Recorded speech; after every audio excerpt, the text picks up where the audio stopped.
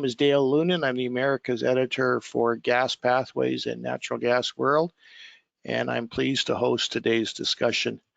I'm joined this morning by a couple of women who are front and center in the certified natural gas space in Canada and the US, and who are also working hard to bring certified gas concepts and opportunities to the natural gas value chains around the world. First of all, we have Heather Jones, Program Manager at Equitable Origin, which offers its EO 100 certification based on a broad range of ESG metrics. Heather is coming to us from Calgary today. Welcome, Heather. Then we have Sharon Patterson, who is Senior Advisor Americas for MiQ, which certifies natural gas based largely on methane intensity. Sharon is joining us from North Carolina. Welcome, Sharon. Thanks, Dale. Equitable Origin and MiQ are collaborating to address all aspects of certification along the natural gas value chain. And they've got, Heather and Sharon have got a fairly comprehensive session planned for you today.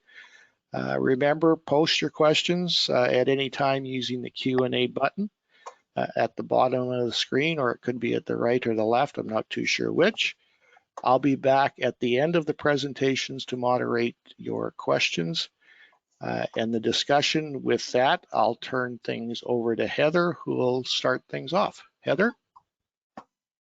Thanks, Dale. Thanks for the introduction, and we're happy to be here today to give you a bit of an overview of both of our programs and how a joint certification process might work. So happy to do that, and I'm just going to start out by giving you a bit of an overview of Equitable Origin.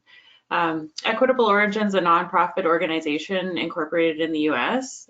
We were founded in 2009 with the mission to support responsible energy development and with the vision of creating a market-based mechanism to facilitate this.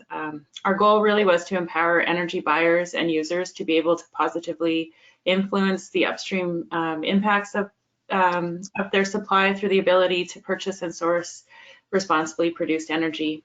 Following a 3-year multi-stakeholder consultation process that involved engagement with hundreds of individuals and organizations, in 2012, we established the world's first stakeholder-based independent voluntary standard system for energy.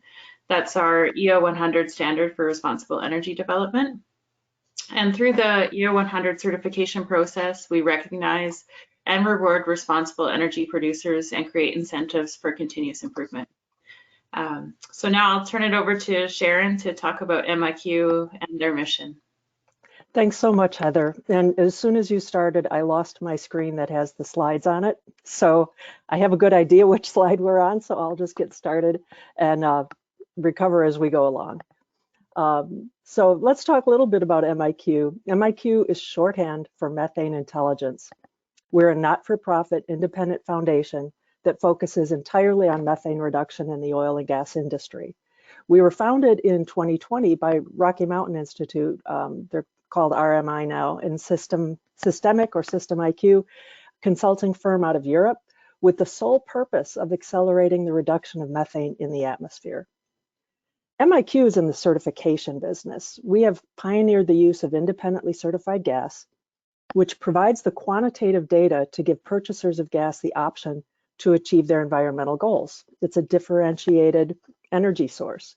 By the end of this year, MiQ will have certified 16 billion cubic feet of gas per day, the equivalent of 16% of total US natural gas production, and roughly 4% of the whole world's natural gas production. While the MiQ standards cover the entire spectrum of gas production from wellhead through liquid natural gas, first adopters have come from the onshore production sector in the US. It's important to know that MiQ has no financial stake in the uptake of our certification. On the next slide, we'll talk about why reducing atmospheric methane is crucial in managing climate change. Methane is a very important greenhouse gas. Over a 20-year time span, methane emissions have 82 times the global warming potential of carbon dioxide. With methane leakage rates in the oil and gas sector ranging anywhere from 0 to 10% of production, you can see why it's vital to reduce it as much as possible. The good news is that it's possible today to control and prevent methane emissions with current technologies, often with a very rapid return on investment. The more leaks can be prevented, the more gas the producer can sell. It's a simple equation. If gas production of the entire United States were controlled to under 0.2% leakage, we could reduce methane emissions by 800 megatons of CO2 equivalents, roughly the greenhouse gas emissions by Japan in 1 year. But if gas producers around the world could achieve the same target, and this is an achievable target, it's not that difficult, we could see a reduction roughly equivalent to all the greenhouse gases emitted by the United States in a year and a half, every year. Even though if you read today's New York Times, there was a story that ran about optimism around climate change targets. At the same time, just yesterday, the UN Weather Agency said that the top 3 greenhouse gases are increasing in the atmosphere rather than decreasing. So it's such an important issue that we need to tackle. And since the know-how and equipment to solve this is readily available today, we believe at MiQ that we can solve the methane problem before this decade is out. On the next slide, we'll talk about certification fundamentals. Now, these are fundamentals that are embraced by both Equitable Origin and MiQ.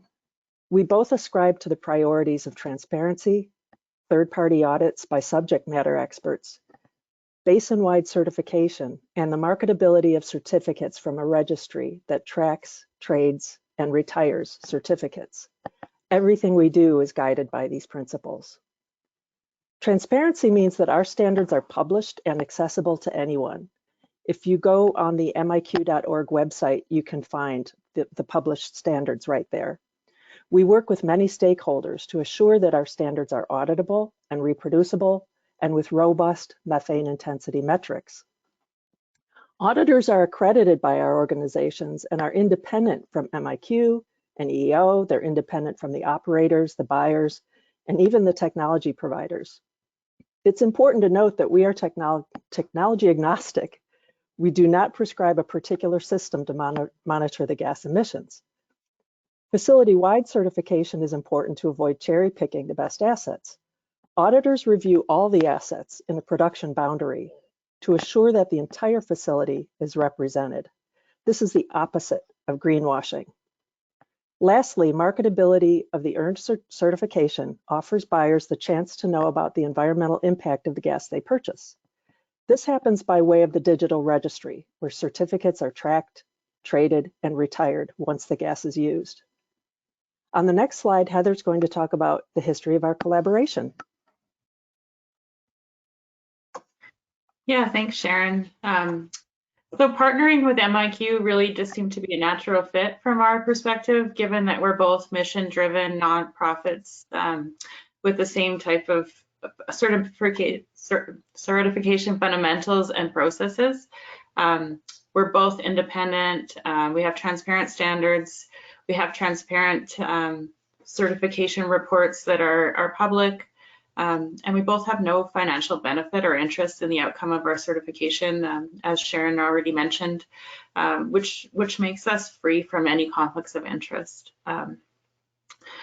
So early in 2021, we decided to partner on offering this joint certification. The joint certification really benefits operators who want to have that independent third party evaluate how they're doing broadly on aspects regarding environment, social, and governance, as well as have that deep dive on what they're doing to manage their methane emissions, which is offered through MiQ. So the outcome of the certification really is that roadmap that they get. So the independent assessors will assess everything they're doing and provide really some feedback and some ideas, which leads to a roadmap of improvement. So that's really the main benefit of certification, I would say.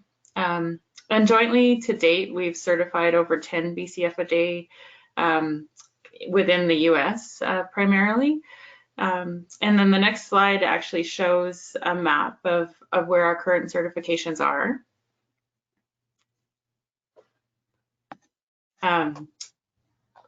We've really kind of focused on a few different areas within North America to date. So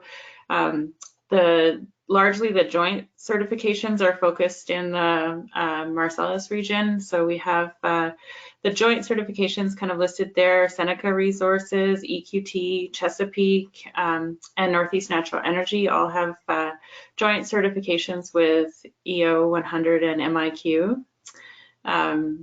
We have a number of individual EO 100 certifications that are located more in the Alberta and BC Montney regions. And then we also have a number of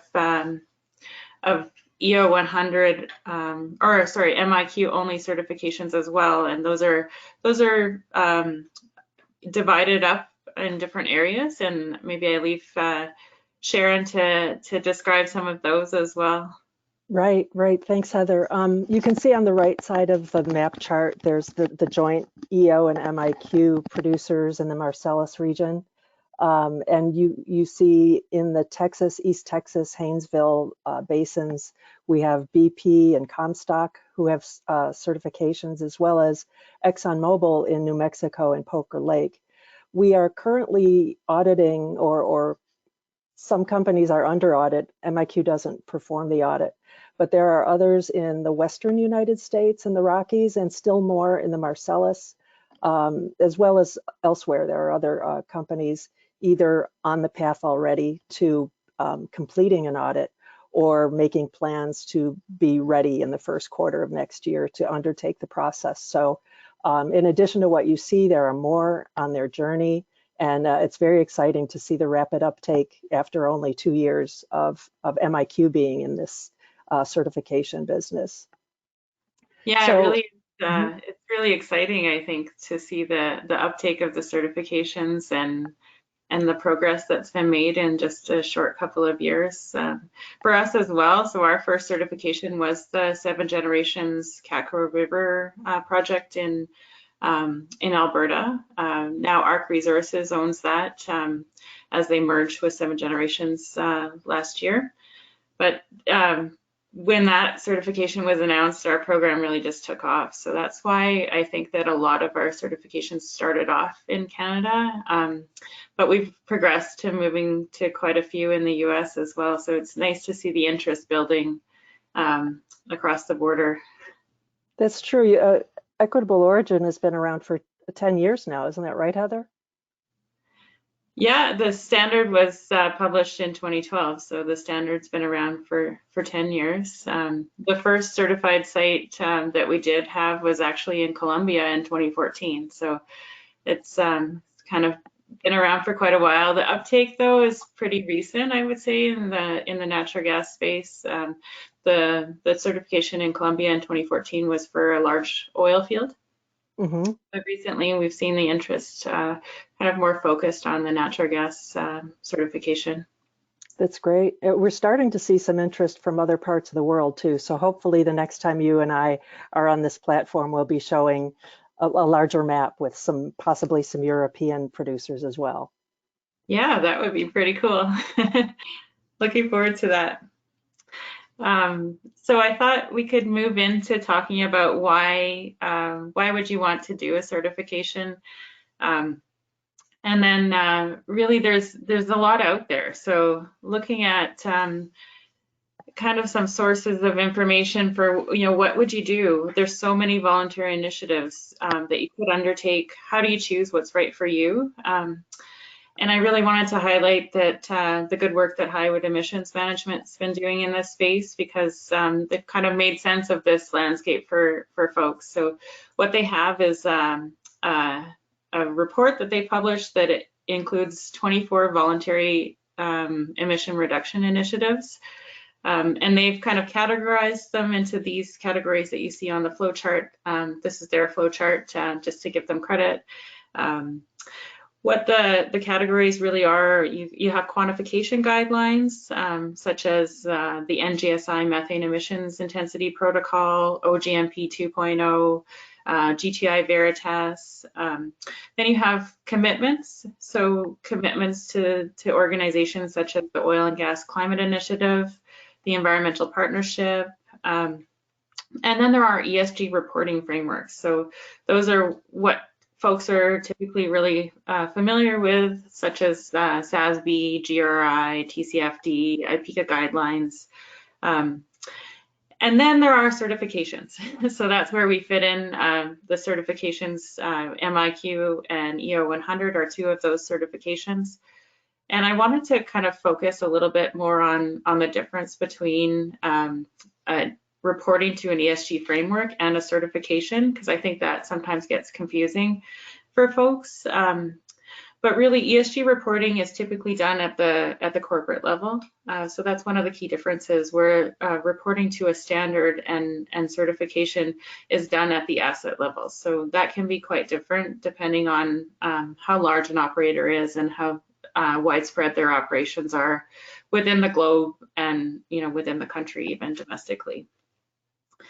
A certification involves having what is typically reported under ESG reporting is actually third-party independently assessed or audited. So that's one of the key differences, is having that third-party look at what you're reporting. So it's not a self-attestation at this point, it's an actual third-party independent body that is attesting to the numbers and the claims that you're making.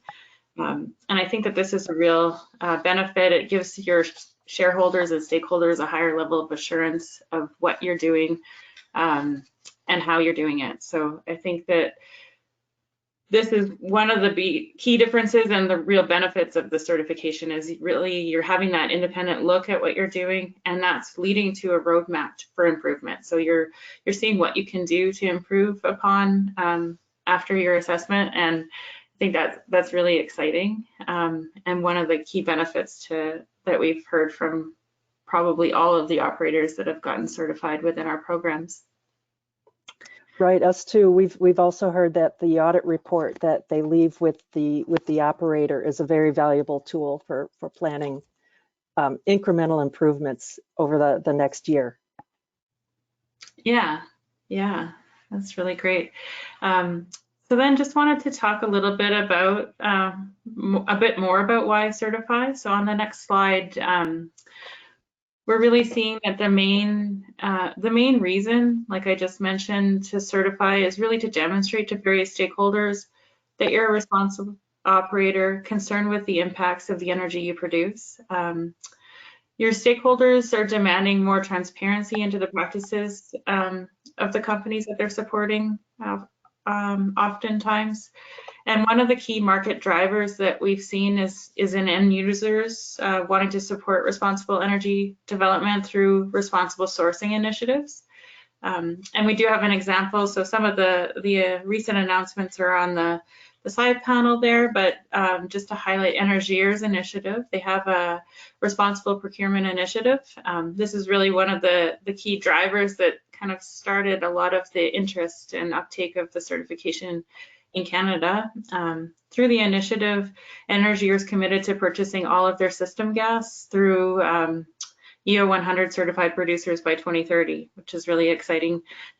This is approximately 100 BCF per year of gas, and they're well on their way to achieving that goal, which I think at last I heard was about 30% of that goal achieved to date. And while some operators have fetched a premium for their energy as a result of achieving a certification, generally this is still a nascent market, and we see the benefit, and the operators are seeing the benefit in demonstrating and having that social license to operate. I think that that's what we've heard more, is just raising up their reputation within industry and to stakeholders is one of the key benefits. We also see that there's a significant opportunity for operators to kind of band together in certain jurisdictions to demonstrate that they can collectively be the supplier of choice for global markets. Really, what I've heard in the past and wanted to clarify is that, certification is not really meant to pit one operator against another. It's not meant for that. It's meant for raising the whole industry up. as a whole. So operators within our program are really happy to share their good news stories. I think that you know, if you're interested in the certification, reach out to them. They'll let you know how the process went. They'll give you tips. They're really excited. They really want to expand the whole pool of certifications so that they can raise industry up to the same level collectively. That's such a good point, Heather, because of all the producers we've talked to, I don't think any of them have undertaken certification for the premium on their gas that they'll sell. If they do end up getting a small premium, that's icing on the cake. But they've always started the journey because of their corporate responsibility and their interest in doing right by their shareholders and all stakeholders, and just doing the best that they can. Yeah, that's definitely what we've heard too. I'll turn it over to you, Sharon, to talk a bit more about the joint certification and the benefits. Exactly. So on the next slide, why EO 100 plus, EO 100 plus MiQ? Why have several large oil and gas producers chosen to certify their production volumes with both certificates from MiQ and Equitable Origin? It depends on the sustainability goals of the organization, the priorities of the company, and frankly, their bandwidth to take on a project like this, because it is a bit time consuming. It does require a number of people responding to the different requirements of the certification process. But if the company has broad sustainability goals, it makes sense to certify with both MiQ and Equitable Origin. And here's why. I think of the MiQ program as a foot wide and a mile deep compared to Equitable Origins, because MiQ's focus is intensely on reducing and preventing methane emissions. It's very specific. But Equitable Origin, I think of as a foot deep and a mile wide, where they focus on 100 different aspects of sustainability across not just the environment, but the social and the governance parts of ESG. So when you put them together, it completes a puzzle that addresses everything under the umbrella of sustainability. There are auditors who are accredited to review companies for both MiQ and EO, but it can be done in sequence or concurrently or even separately whenever the organization's ready to proceed. So we'll have a list for you on another slide that shows you the half a dozen, I think, of auditors who can manage both certifications at the same time. But they're very different processes and require different participants along the way. So we'll talk about the standards themselves. You can see for yourself the differences between the EO 100 standard for responsible energy development and then the MiQ standard for independently certified gas. So Heather, you're on. Thanks, Sharon. Yeah, so I just wanted to give you a bit of an overview of our standard.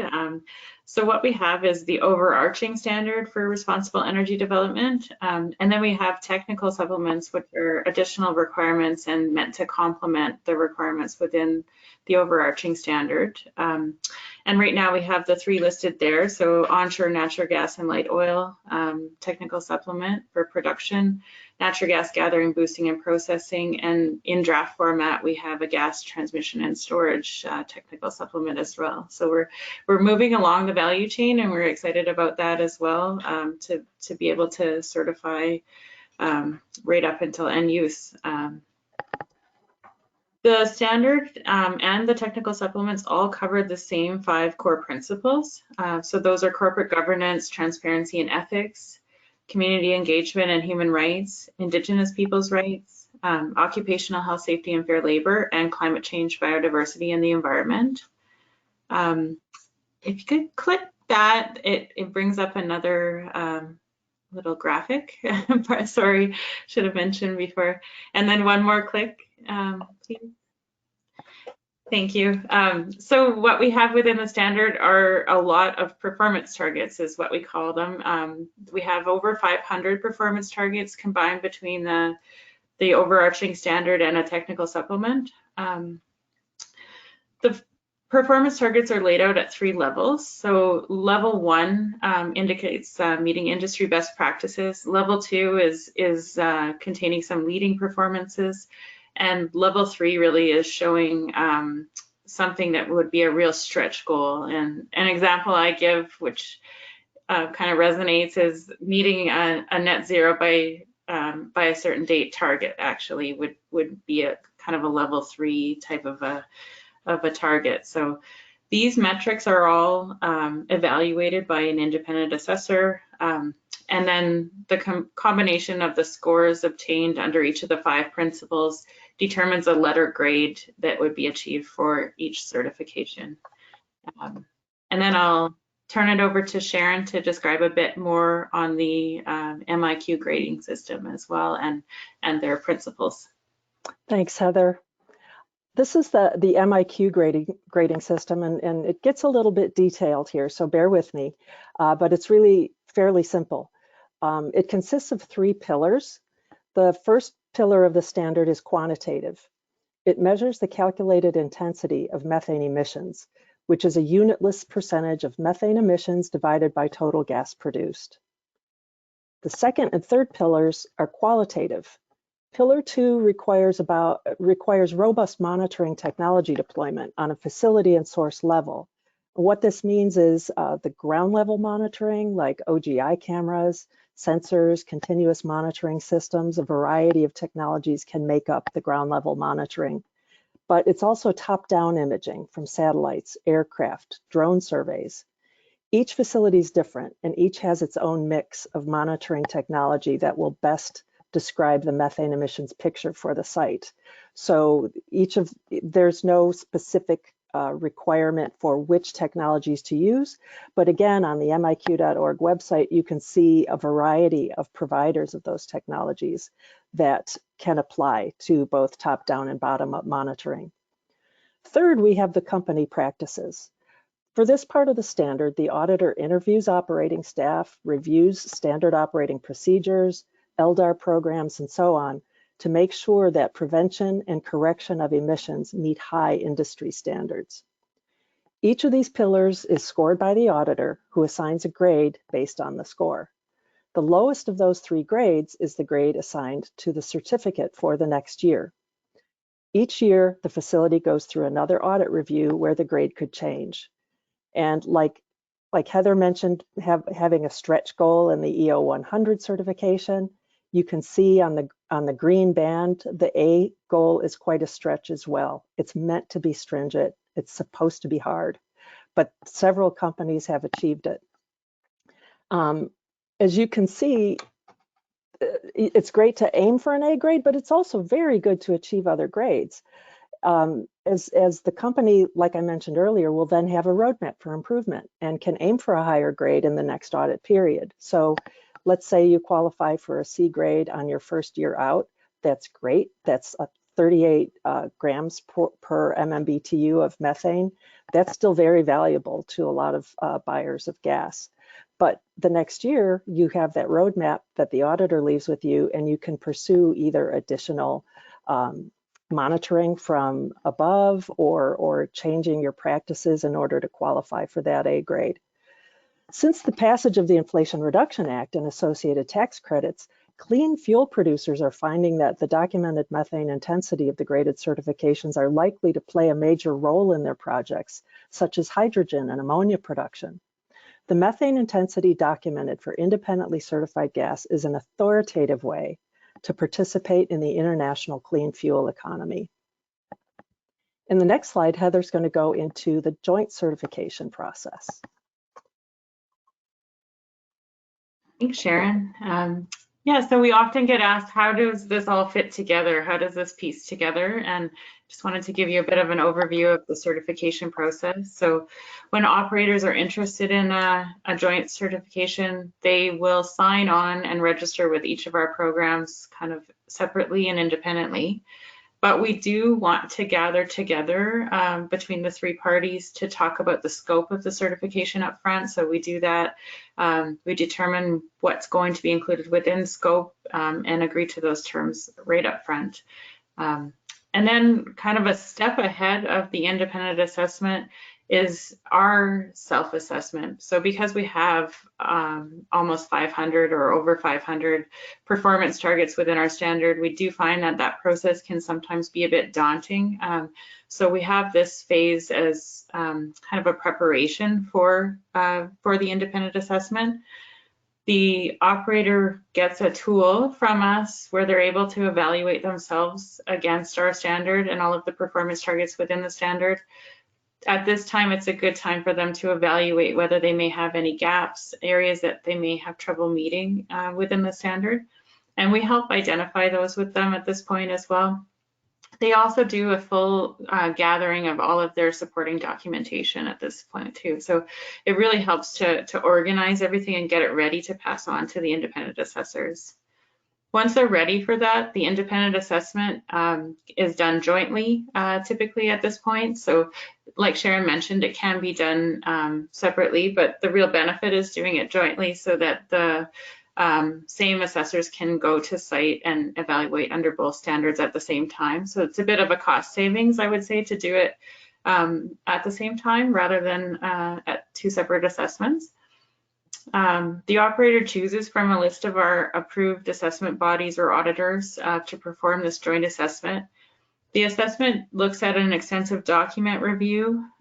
Interviews take place with numerous stakeholders and rights holders, and a full site investigation takes place to evaluate the targets that need on the ground evaluation. This process typically takes about 2 to 3 months from initiating that work with an assessor. And after that, if the requirements are met under both standards, a certification would be issued kind of after step 3 on that diagram. The grades may be different for what's achieved under the MiQ and the EO 100 standards. So just an example of what a certificate may contain for letter grades. We require a continuous improvement action plan be developed at that point to work towards improving some of the areas that have been identified by the assessors as potential gaps or areas to work on. And then that progress is evaluated annually. So performance reviews and annual reviews against the MiQ and the EO 100 standard are taking place by the independent assessors every year. And we do hope to see grades change, and we do require that scores do increase every year. So it's kind of the joint program there. And on our next slide, we have a bit of an overview of which assessment bodies or auditors we currently have approved to do the assessments under our programs. So both of our organizations have independent auditors that are subject matter experts who conduct audits on behalf of us and recommend scores and grades applied to the certifications. So while MiQ and EO both have dozens of auditors today, not all of them are accredited to do the certification assessments for both of our programs. So these are the ones that are accredited under both of our programs. All of our assessors have subject matter expertise in one or more areas of our standards, extensive oil and gas experience, and they've gone through extensive training on how to assess or audit against our standards, including field training. They have no conflicts of interest with any of the companies that they're assessing, and we're really proud to have this pool of highly qualified and skilled independent assessors. And now I'm going to turn it over to Sharon. She's going to talk a bit about a case study, and it's pretty exciting to have that. Yeah, thanks a lot, Heather. One of the first companies to pursue both the MiQ and EO 100 certification was EQT. EQT is the largest gas supplier in the United States with operations in Pennsylvania, West Virginia, and Ohio.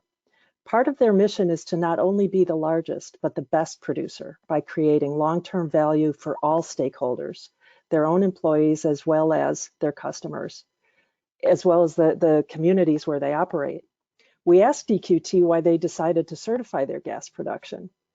Charity Fleener, who's their director of EHS, said that EQT is committed to responsibly developing their world-class asset base.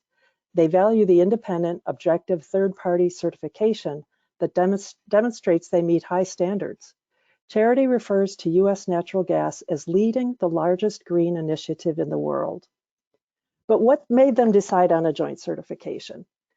Charity said that the unique set of criteria of each standard was complementary to the other, kind of like that puzzle, the two puzzle pieces fitting nicely together that I mentioned before. We agree with EQT that meshing the two standards together makes sense. We asked how EQT approached tackling both certifications together. On the next slide, we see some of their comments. EQT dedicated a team to conduct a self-assessment, which is a criterion of the EO 100 standard prior to getting started. They compared the standards to EQT's internal data, which helped them identify who they needed to include in the process and review a gap analysis to see where things stood now and where they needed to go and navigate the certification process. The value of the process points up EQT's culture of continuous improvement. We find that most companies that pursue certification do embrace a culture of continuous improvement. They were able to demonstrate what they did well, and they learned where they could do better, and they established a roadmap for future incremental improvements. Heather talked to them about the market benefits of EQT's joint certification. On the next slide, Heather's going to talk about the impact of certification with EQT's buyers. Thanks, Sharon. Yeah, so we asked EQT what they thought of the market for certified gas and the potential benefits for the downstream. A few of the comments that we got back were, they're having customers showing interest, but the market's still quite early. So there are a lot of deals they're making, and they're kind of in progress this year. They're not ready to disclose those yet, but that's kind of an exciting momentum that they're seeing. The concept of differentiated gas is still new, but there are significant opportunities to demonstrate a low emission supply and for industry to rise to that level collectively. And market participants and regulators are starting to grasp the significant opportunities to support climate action by identifying low emission pathways. And then we did want to mention the one public announcement that has been made to date, and that was with Bloom Energy, a California-based fuel cell provider, sourcing their gas through EQT. So they wanted to source their gas as a low emissions supply for their customers in the U.S. This covered a contract for a 2-year supply of certificates equal to the volume of their entire global natural gas fleet, which is really exciting. So this is an example of how certificates, unbundled certificates, can be traded. And then I just wanted to mention the quote that was in that public announcement, which I think is really good, from Bloom Energy CEO, K.R. Sridhar. It will take time for the energy industry to deliver low-cost, widely available, renewable, and zero-carbon solutions that meet the world's sizable energy needs.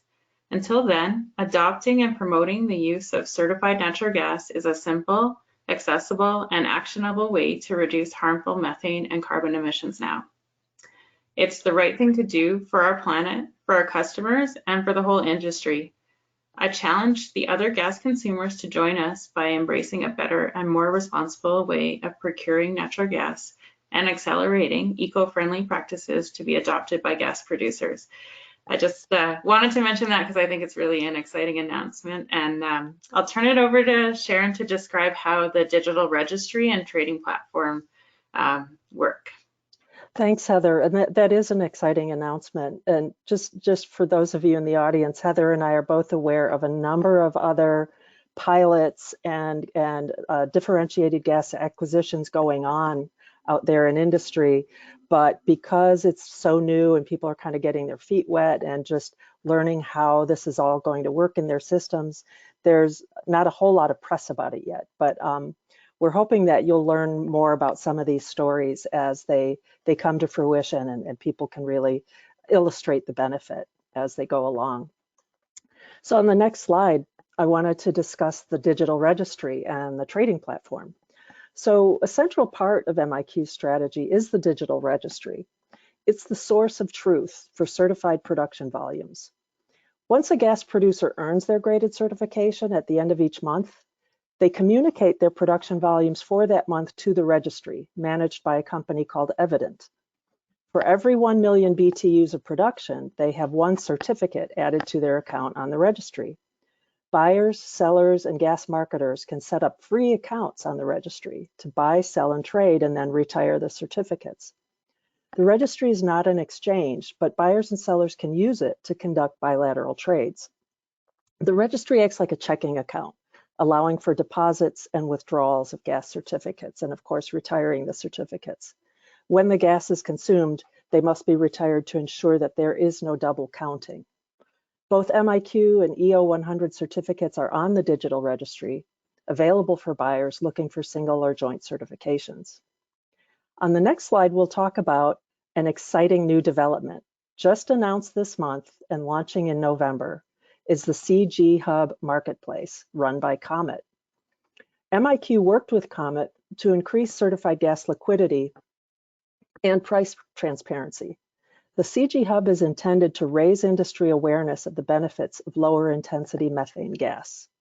It will enable buyers and sellers to more easily trade the certified gas or just the attributes. Heather referred to being able to just buy the certificate, which works a lot like how renewable energy credits or RECs work.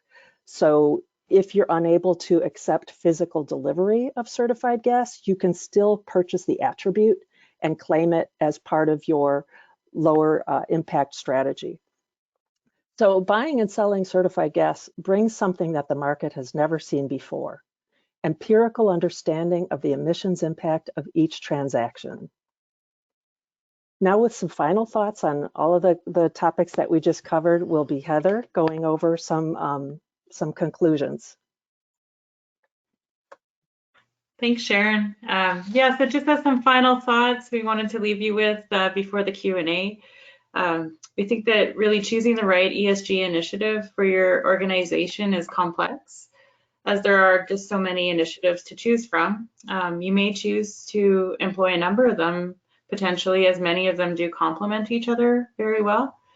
If you do need help, we do recommend engaging with a consultant that may have significant experience navigating these waters. If you do want to choose the joint EO100 plus MiQ certification, it benefits you in many ways. So getting that third-party independent evaluation of your company practices as related to the full scope of ES and G is something that you'll get from it, and you'll be able to demonstrate a commitment to methane emissions management and a low carbon supply. And really getting that roadmap for continuous improvement, I think, is one of the main benefits of the certification. Certification can be used as a tool to bring up the reputation of the industry collectively and improve industry performance by sharing learnings and methods and highlighting performance to stakeholders. As more and more operators within basins become certified, more opportunities exist to show that North American gas can be the supplier of choice. And then Sharon is really excited about methane. I'll let you say the final word. I can't stop talking about that. Just the fact that we have an opportunity to solve such a big greenhouse gas problem in this decade before 2030. That gives me so much hope. And it feels a little bit like when JFK way back in the day said to put a man on the moon before this decade is out. This is a lot cheaper and it's a lot more achievable and easy. And I think we've got some great momentum built up with some of the producers, especially in the US, who have grasped this challenge and have really put a stake in the ground for methane reduction. It is possible to be in the fossil fuel industry and be an environmentalist at the same time. And I think that's a pretty exciting thing. Yeah. And now we're happy to take any questions that the callers have. All right. Thanks, Heather and Sharon. I know personally I learned a lot about both platforms that I didn't know before. And actually, we do have a fair number of questions that have come in from viewers, upwards of, well, I won't even say how many. So I'm just some of these questions were answered during your discussions, but I'll ask them anyway in case somebody missed parts of it, and that way everybody gets their questions answered. The first of these has to do with the global methane pledge and how do certification efforts fit within either national commitments to the global methane pledge, or even on some cases corporations committing to that pledge. Sure. If you don't mind, I'll take that, Heather. Because MiQ, because our certification is so focused on lowering methane emissions, that it's a direct fit and completely addresses the issue of reducing methane, either in a national or corporate perspective. So if a company gets all of their operations in one basin certified to a specific grade, they can then claim that the methane emissions in that area are now X. The big question becomes, what did you use for a baseline? And it's always a complicated answer, but it can be done. So being able to implement all of the requirements of the MiQ certification can take any oil and gas operation to a very low, demonstratable, auditable, low emission situation that's very defendable in the global methane pledge. I hope that answers the question. I think so. Heather, anything to add? I mean, I know that the global methane pledge is more of a countrywide pledge. So more and more operators, as they want to come on the journey of reducing their emissions, the more we have kind of joining the process, the more, the more uptake we're going to have, kind of more success with getting to those kind of countrywide pledges, I think. Okay. True. And I mean, what we're talking about is strictly the oil and gas sector. There are other areas, like in wastewater, for example, they have methane problems with sewer gas coming from collection networks, or landfills are a notorious methane producer. So once more of other industries get on board and are able to document methane emissions like oil and gas can, that will help countries get a much better handle on what their methane emissions are. Okay, great. You talked, both of you talked about how these certification processes are facility-based to avoid cherry picking. This question wants to know if you can elaborate on that. Is a certification covering a particular production area? In the case of XTO, only a portion of its Poker Lake operations are certified, or can it be basin-wide, as in the case, I think, in Canada, ARC Resources is approaching full certification of all of its production? Right. Heather, do you want to discuss that as it impacts the EO 100 standard? Yeah, so I mean, I know that there's kind of a difference in terminology between what people call a facility, so that sometimes does get really confusing. We find the Canadian operators typically think of facility as being one individual gas processing plant, for example. What we're talking about here on a facility-wide certification is really at a basin level for most of the certification. So they do have to include everything within a geographical area that's specified. They can't choose to eliminate some single well paths and only certify their new horizontal multi-well paths, for example. So everything within that geographical boundary has to be included within the certification scope. We do divide up certifications within basins. So you'll see that ARC Resources has two different certifications, for example. So they have their Kakwa River in Alberta, and they also have their Northeastern BC asset certified. So when certifications within one basin may cross jurisdictional boundaries, we usually do divide that into multiple certifications. But that's generally how we do it. A lot of the smaller companies, it's all of their operations that's contained within one certification. And MiQ takes a very similar approach to the definition of the facility. It's typically an entire operating boundary where gas is produced. In the case of Poker Lake, that was a pilot, and certification of a larger production area there is occurring next year. Okay, thank you. Here's a question having to do with the different scopes of EO 100 and MiQ. This viewer wants to know, isn't it possible for an operator to get an A from MiQ for lowering methane, but not a high EO 100 score? For example, they may fall down on some of the S&G metrics that are part of that standard. What should the market, or what does the market think about these potentially conflicting ratings? Honestly, that's a new one for me. We haven't seen, that's a good question. We haven't seen any feedback on a conflict like that. And honestly, I don't know if there are jointly certified production facilities that are that different. Are you familiar, Heather? Well, okay, so our grade is actually something that we're newly implementing. So none of our certifications to date do have that letter grade attached to them yet. So we haven't seen this come up in the marketplace yet. As of next year, this is definitely going to be a possibility where there'll be an A grade on MiQ and potentially a C grade on EO 100. We don't actually expect many of our operators to be able to achieve into the A grades in their first year of certification. So I definitely think that will be something that comes up.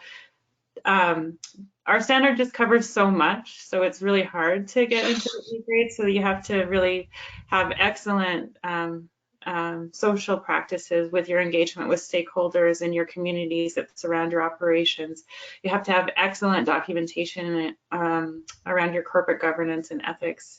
There's so much in it that I think that that's going to be a real possibility, and I don't think it means that an operator is not doing very well. We have a full range of the way they're doing in the program, and I think that having a C grade actually is really great already. So that also, shows a lot.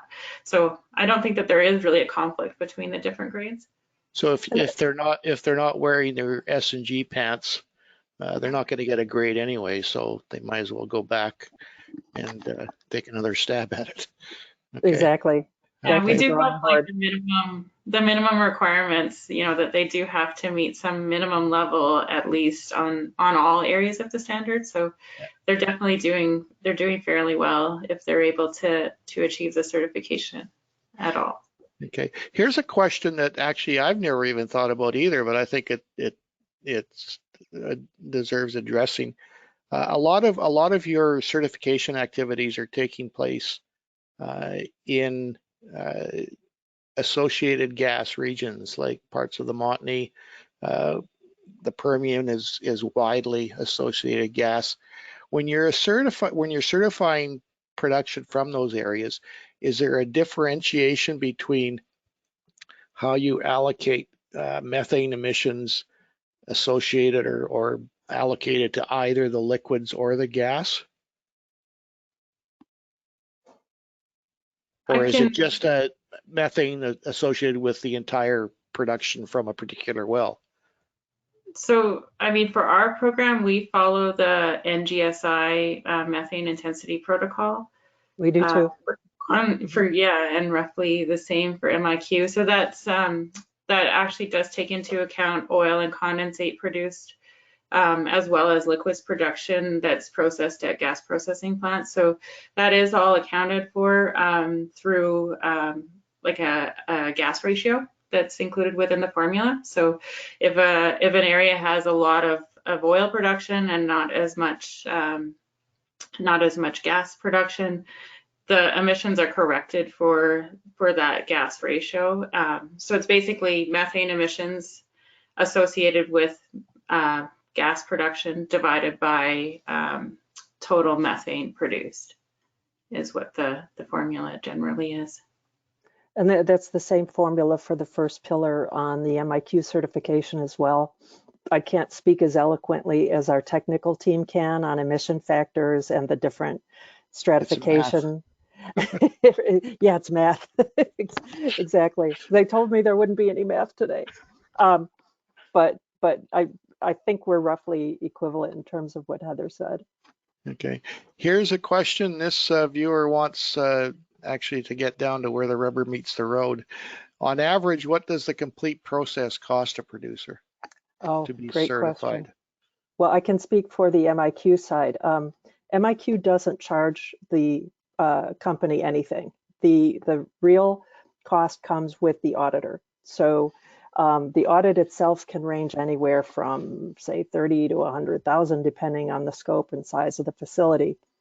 And it's an annual event that takes place to maintain your certification. There's a very, very small fee to retire the certificates at the end of the consumption of the gas.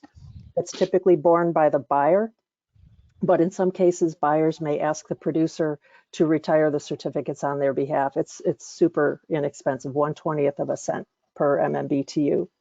And there's also a small fee for when the production volumes are loaded to the registry itself. So those are the only costs that are involved in there. But once you undertake the audit, you may find that you also need to add some technology for the top-down and bottom-up monitoring. And that may be an added cost as well, which I can't comment on. I don't track those prices.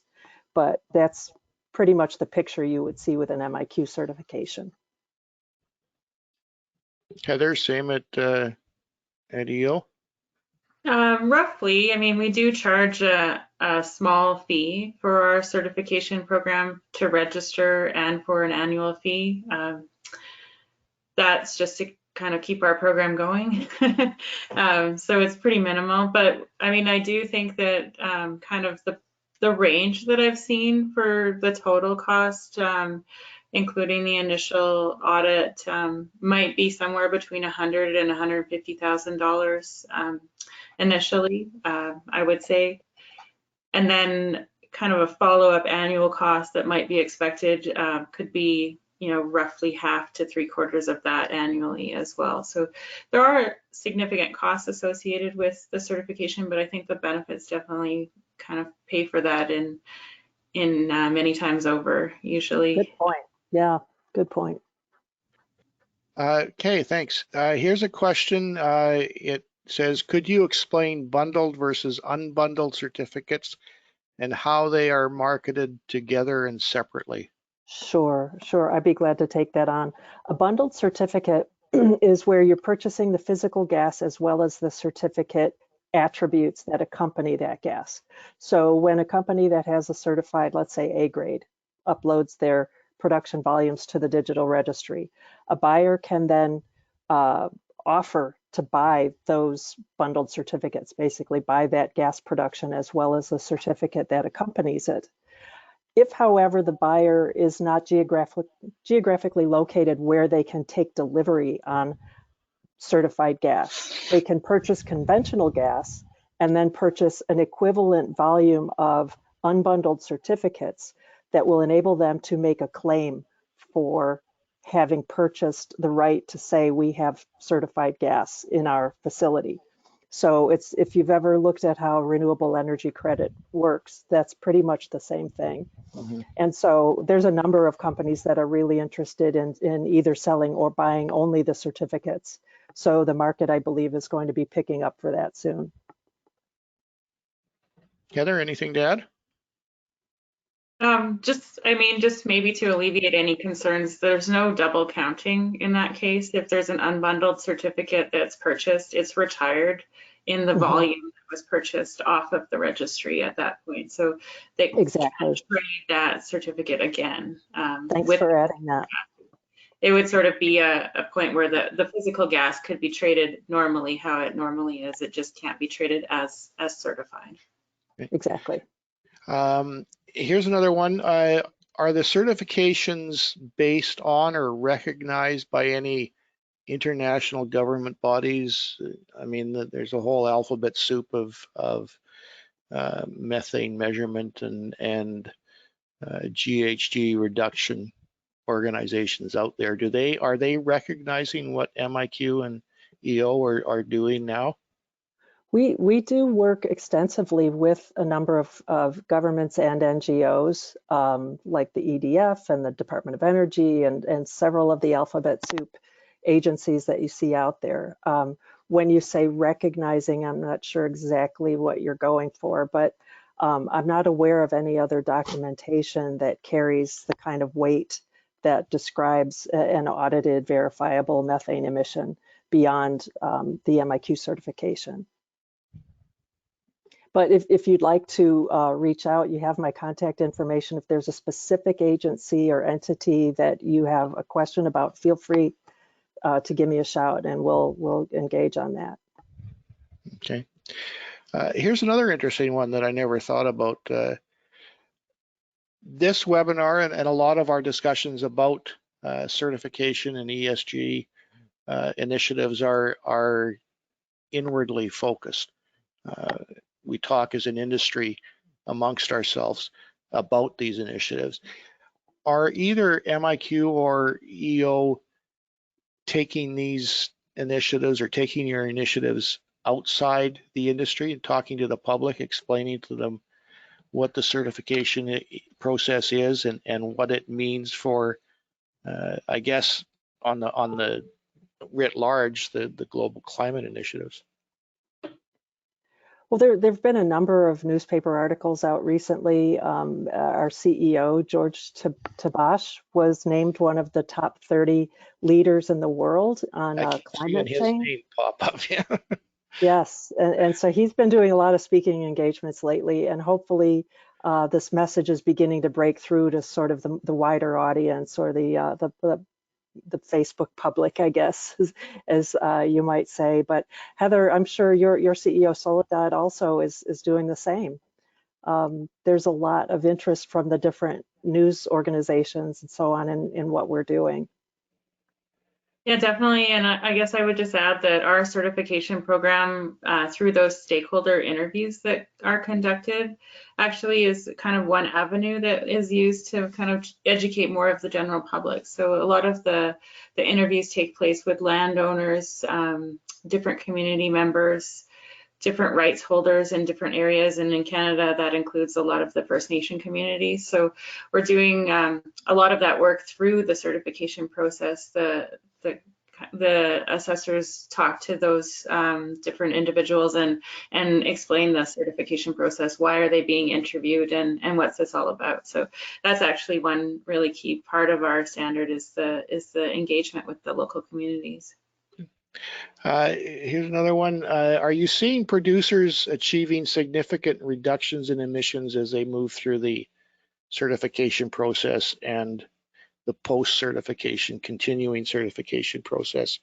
For example, are they achieving rates lower than those assumed in the recent GREAT model? I don't know what that is, but I'm assuming that you guys do.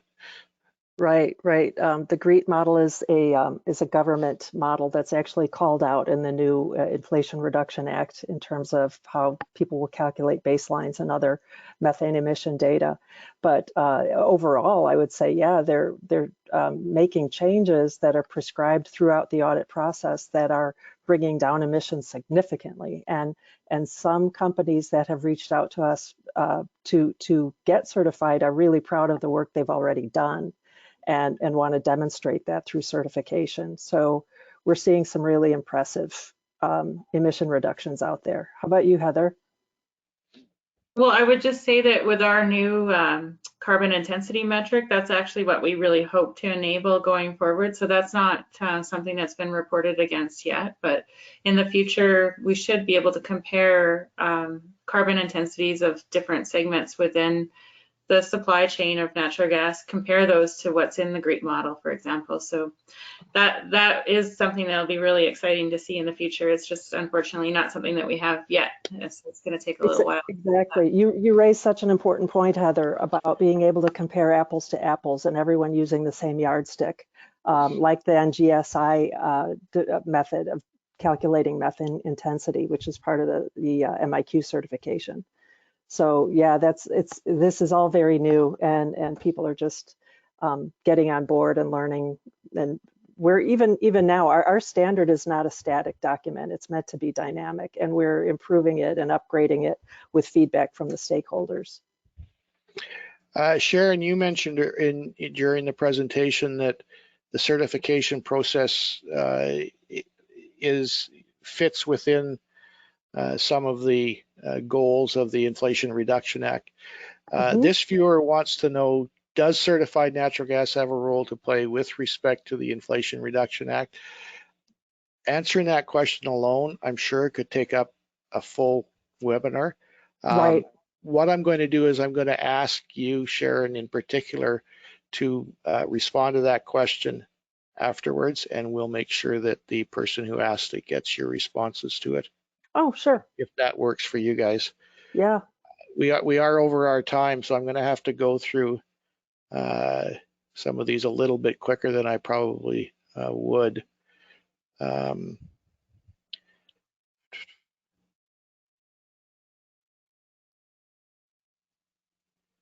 Here's an interesting one. There are certain companies claiming significant reductions based on self-measured data without having any certification. Can these self-reported reductions be directly used by the natural gas users in their end product's carbon footprint calculation?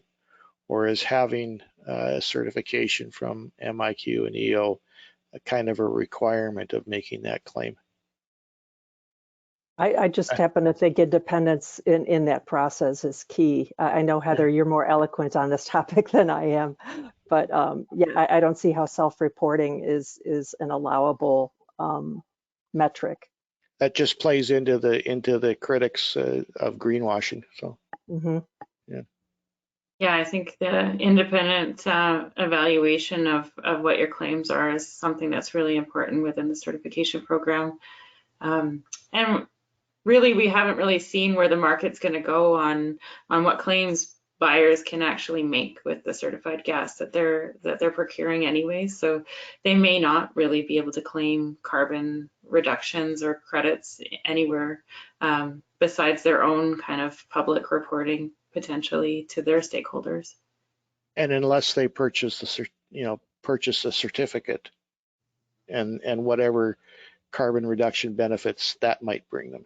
Right. Yeah, but they can't use it for regulatory compliance, for example. They can't claim offset credits in a regulatory scheme. Okay. Yeah. Here's another quick one. Are there any differences between bottom up and top down measurements, and how are those reconciled when a facility is being certified? Or do you just look at the entire? Well, the combination of bottom up and top down measurements are meant to provide an entire inventory of those emissions. And so a top down satellite view, for example, or a drone survey may reveal leaks that aren't picked up by the bottom-up measurements of the OGI cameras and other things. So it's meant to give you a much fuller picture, and then it does get reconciled every quarter in terms of the MiQ certification. Additional information then gets reconciled back into the data. The operator needs to have a reconciliation procedure that they follow and is approved by the auditor. So that's gone through during the audit so that they understand how that's all calculated every 12 months. And that's to prevent double counting and stuff like that. Well, it's to make sure that the emission inventories are accurately reported. Okay. Heather? I defer to Sharon on that one. Okay. Here's one.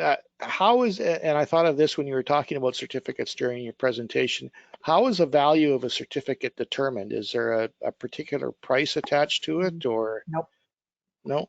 Do you have any Nope. data on market value of those certificates so far?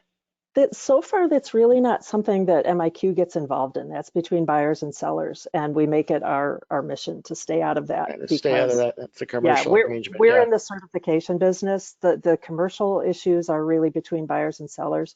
Anecdotally, we have seen a little bit of premiums out there, but it's, like I said, it's early days, and it's hard to know where that's going to go. But that's better to ask the buyers and sellers. Okay.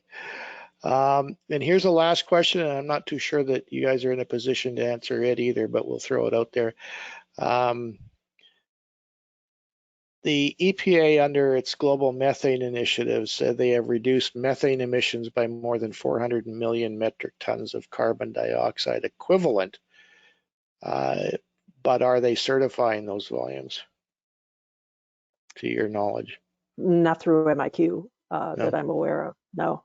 So it's another one of those, you know, a global level producer throwing a number at the wall just to see if it'll stick. Kind of, I think, yeah. Okay. All right. That brings us, oh, no, a couple more just popped up. Oh, goodness, we have people sticking around. Okay, I think this one was already answered. Can you please provide color on the market for the attributes, any recent transactions, terms, volumes, etc.? Not that I can share. Sharon, you answered that. Yeah. And here's a last one, and this, I promise, is the last one. Environmental Defense Fund published a good article, put that in air quotes, on the factors it believes are necessary to bring credibility to the certified gas market. Are either of you aware of what the EDF is saying, and do your certification platforms satisfy those requirements? Heather, have you seen it? Yeah, we've definitely seen it, and we've spoken with EDF many times in the past. So yes, we do think that we kind of embody all of the characteristics that they have laid out in their article. We have independent third parties certifying basin-wide scopes, the things that they're asking for in their article are around no cherry picking. That's definitely something that we don't support. We want to certify full asset level areas. Those are done through our independent third party assessments with our independent auditors that are highly skilled and trained. And yeah, definitely, I think we bring that credibility that they're asking for. And I'm embarrassed that I hadn't read it, but I'm sure our Director of Policy, Ben Webster, could wipe the floor at that answer. And but it sounds like we are aligned based on what Heather just said. There is an article I would point to that we saw from the Atlantic last week that talks about how the Inflation Reduction Act is going to give birth to an amazing climate change economy, which gives me a lot of hope. And it was exciting to read that story as well. All right, thank you very much. The International Energy Agency came out with its World Energy Outlook this morning, which doesn't paint a very bright picture for the future of natural gas past 2030. I'm hoping that continued pursuit of your certification goals might blunt that assessment, and we look forward to following your progress in the future. For everyone who has viewed today's webinar and those who have stuck around to the bitter end, thanks very much for your attention. If you have any questions, please don't hesitate to reach out to the folks here at Natural Gas World and Gas Pathways, and we will endeavor to answer those along with any of the questions that we didn't get to in this live presentation. Again, thanks, Heather. Thanks, Sharon. And my pleasure. Please watch for the next edition in the Net Gas Pathways Certified Gas series of webinars. With that, good afternoon, everyone. Have a good rest of your day. Thanks so much. Thanks, Dale.